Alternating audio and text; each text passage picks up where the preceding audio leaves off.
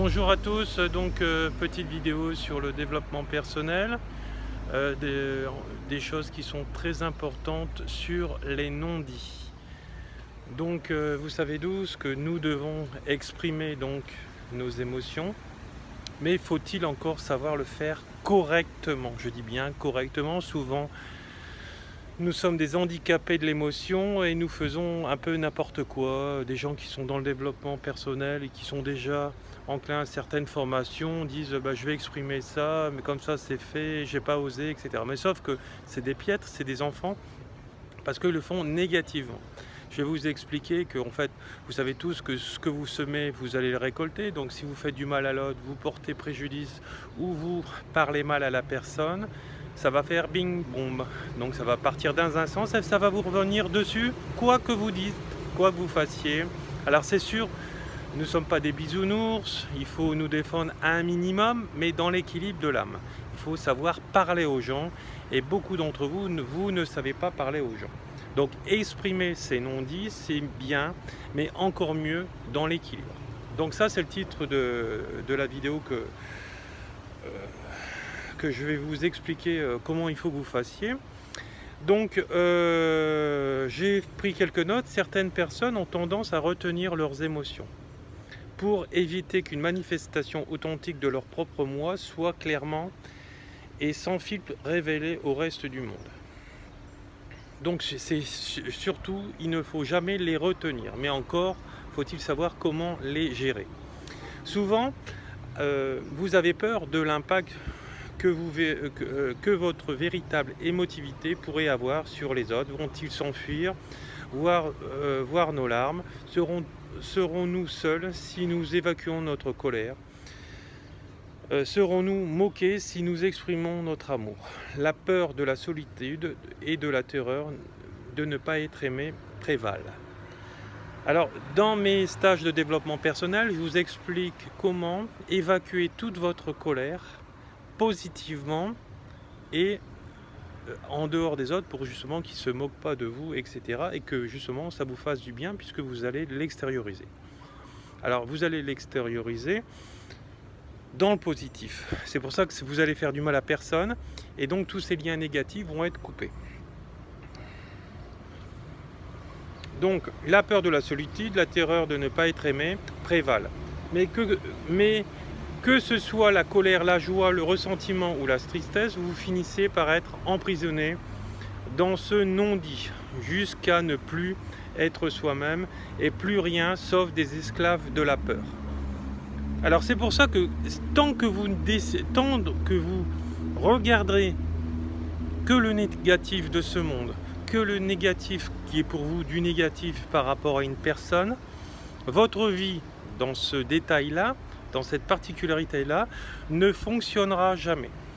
Si vous jalousez un thérapeute et que vous êtes thérapeute, vous aurez très peu de clients ou vous en aurez jamais. Et vous ne trouverez pas ça normal que lui, il en a plus que d'autres ou que vous-même. Donc après, vous allez critiquer, salir, etc. Alors ça, c'est la plupart des gens. Je ne dis pas que tout le monde le fait, mais une fois que vous l'avez compris, intégré, et que ça fait partie de votre chair, bah, vous n'avez plus mal. Hein?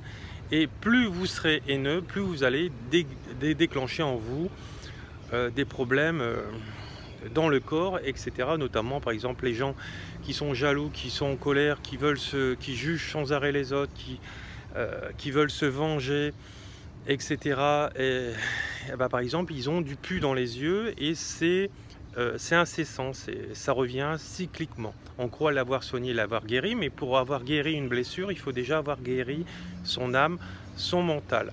Puisque l'autre est juste là pour me le montrer, mais l'autre n'est pas coupable. On est là en miroir tous les deux pour travailler sur nous. Voilà.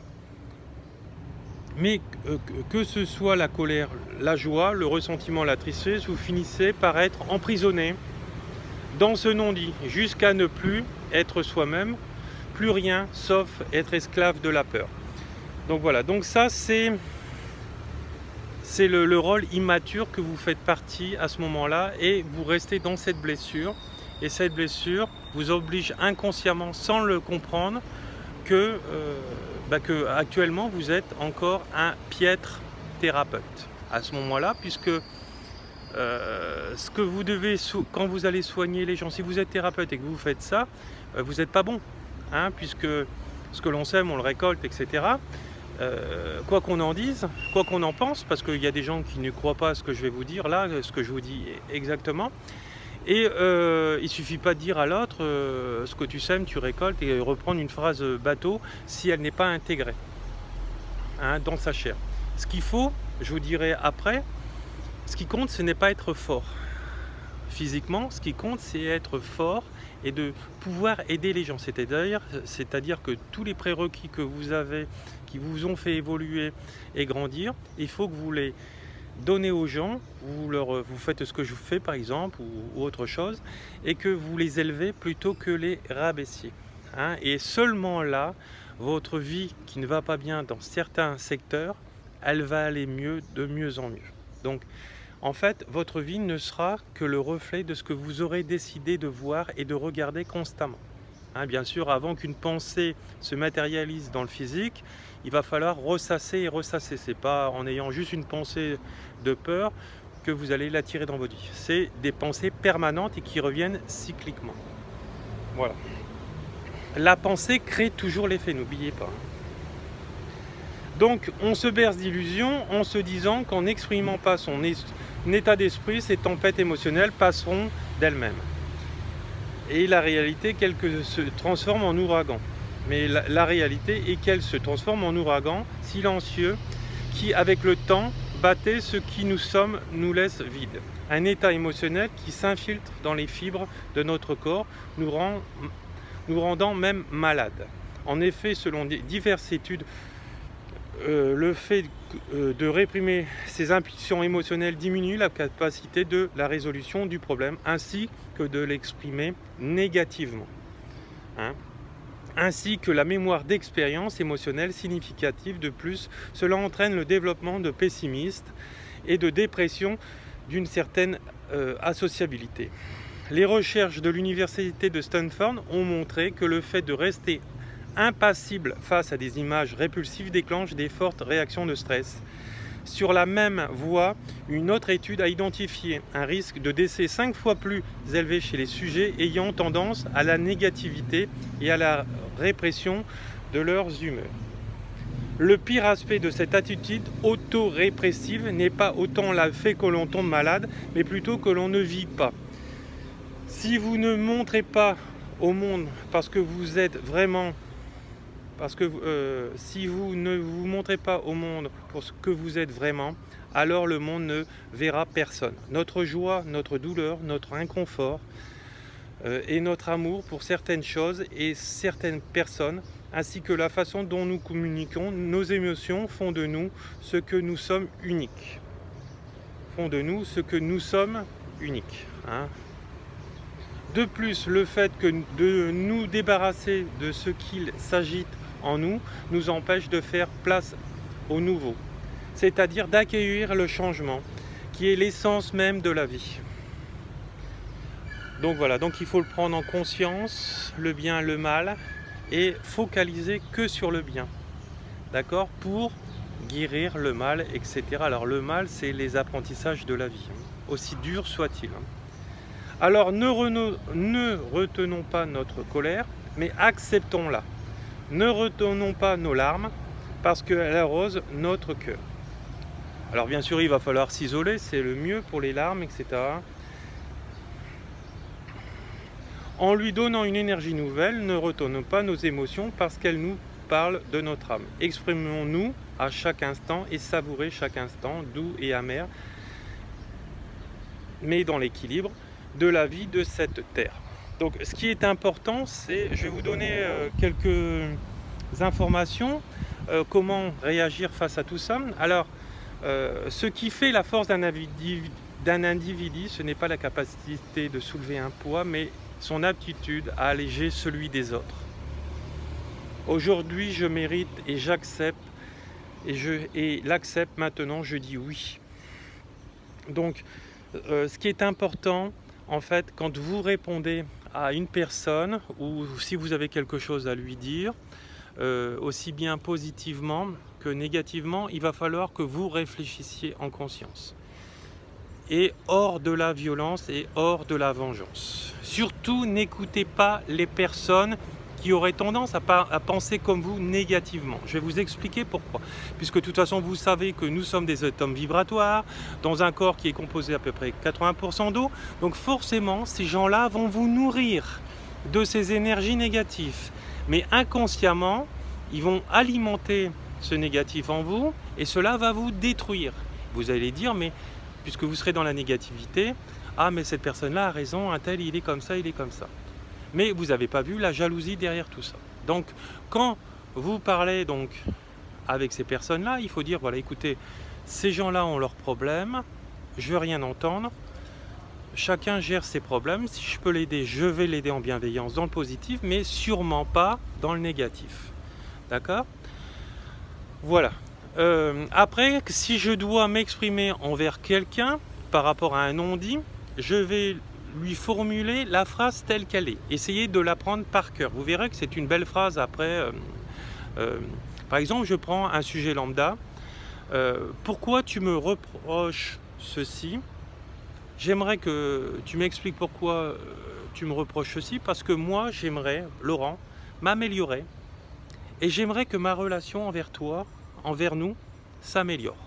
Si vous répondez à chaque personne comme ça, et en mettant cette phrase et en l'adaptant à chaque circonstance, vous verrez que les personnes qui vont travailler avec vous, qui seront dans votre sphère, vont réagir autrement. Vont dire, waouh, il a changé, elle a changé.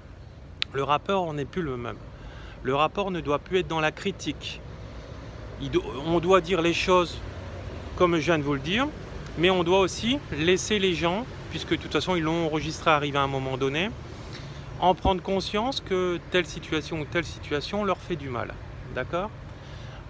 Voilà. Et que le rapport à l'autre est un rapport en élevant, en disant leur côté positif de leur vie, c'est-à-dire que nous avons tous des côtés positifs et négatifs. Alors certes, il y en a qui ont plus de côtés négatifs, etc. Donc il faudra appuyer sur ce qui est bien en eux pour guérir ce qui est immature en eux-mêmes. Et uniquement, il n'y a que comme ça, moi moi ça fait plus de 25 ans que je suis thérapeute, vous savez. Je me suis rendu compte dans ma propre vie, dans la vie des autres, etc. Et le développement personnel, quand nous aidons les autres, nous nous aidons aussi nous-mêmes. Donc moi je dis, le développement personnel, c'est le plus beau métier du monde. Mais dans le développement personnel, le but c'est aussi de ne pas salir, ne pas porter préjudice à l'autre. Et ça c'est dans la vie de tous les jours avec tout le monde aussi. Hein? Voilà. Si vous voulez réussir votre vie, ne portez pas préjudice à personne. Jamais. Puisque ce préjudice que vous allez lancer dans l'univers va vous revenir dans votre vie et l'univers va vous porter préjudice puisque vous avez porté préjudice à quelqu'un. Ce que tu sèmes, tu récoltes. Systématiquement, même si vous ne voulez pas le voir, même si vous ne le voyez pas, si vous ne le voyez pas, si vous ne voulez pas le voir, c'est que vous n'êtes pas éveillé actuellement encore suffisamment spirituellement. Voilà. Donc voilà, donc je vous souhaite beaucoup d'amour, je vous envoie tout mon amour, vous retrouverez en fait sous cette vidéo tous les éléments pour pouvoir me joindre. C'est psychothérapie spirituelle que je viens de m'exprimer là actuellement, je l'ai fait donc lors de mes stages une fois par an quand je me déplace en international, parce que vous savez que je pars de la France jusqu'aux États-Unis et au Canada où on m'attend. Bien sûr en passant parfois par les pays du Maghreb et autres, voilà, donc etc. Dans les Caraïbes aussi, voilà. Donc là où on a besoin de moi, je me déplace, je fais les stages avec Van. Van, ma compagne, fait de l'art-thérapie, et donc nous conjuguons tout ceci pour aider notre prochain et en même temps aussi on s'aide soi-même. Vous savez que quoi que vous fassiez dans la vie, il y a toujours un retour. D'accord? Donc attention à vos mots, attention à vos paroles, attention à vos comportements. Voilà, donc tout ça c'est bien sérieux. Et quand on est éveillé spirituellement, arrivé à un moment, à une phase de l'éveil, on le comprend et on l'intègre dans sa chair. Alors certes, on n'est pas parfait puisqu'on s'incarne encore, mais on essaye de s'y approcher le plus paisiblement pour avoir une vie beaucoup plus légère et hors conflit. Et les gens qui ne nous aiment pas, ah bah c'est tout, on s'explique et on les sort de notre vie et c'est tout. Ils reviendront peut-être un jour, ils reviendront peut-être jamais. On a été les choisir avant notre incarnation terrestre pour vivre ceci. Voilà, puisque nous sommes venus nous incarner dans des jeux de rôle. Donc on est venu emprunter des costumes de chair et chacun vit ça. Et la personne qui bloque et qui reste dans le négatif et qui veut la destruction de l'autre, elle n'a rien compris parce qu'elle devra revenir pour les mêmes choses si elle ne le règle pas terrestrement avec cette personne ou avec d'autres avant de mourir. Voilà, je vous remercie, beaucoup d'amour, au revoir.